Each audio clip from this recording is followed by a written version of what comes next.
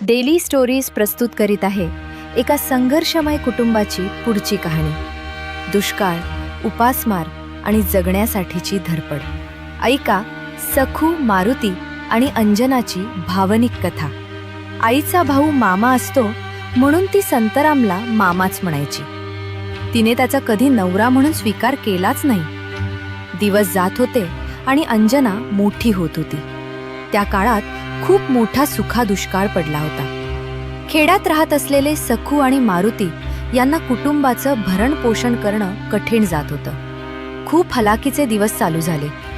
एका भाकरीचे 5 तुकडे करून सखू तिच्या पोरांना खायला घालायची। आता सखू आणि मारुतीने ठरवलं की आपण गावात नाही राहायचं, तालुक्याला जायचं। गावातून तालुक्याला जायचं ठरलं।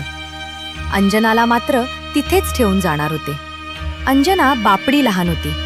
तिने आई बाबांसोबत जाण्याचा हट्ट केला आणि तिचा हट्ट पूर्ण करण्यासाठी म्हणून सखू आणि मारुती अंजनाला सोबत घेऊन जायला तयार झाले। ती मोठी झाली की आडून सोडेल असं सांगून सखू आणि मारुती आपली 5 आप्पातेया घेऊन तालुक्याच्या दिशेने चालत निघाले। सखूच 5वं मूल 3 महिन्याचं होतं। त्याला टोपलीत टाकून टोपली डोक्यावर ठेवून सखू आणि मारुतीचा परिवार तालुक्याचा रस्ता जवळ करण्याचा प्रयत्न करत होता। पुढे काय होणार? या कुटुंबाचा संघर्ष कुठे जाऊन थांबणार? अशाच हृदयस्पर्शी कथा ऐकण्यासाठी आमच्या चॅनल डेली स्टोरीजला सबस्क्राईब करा।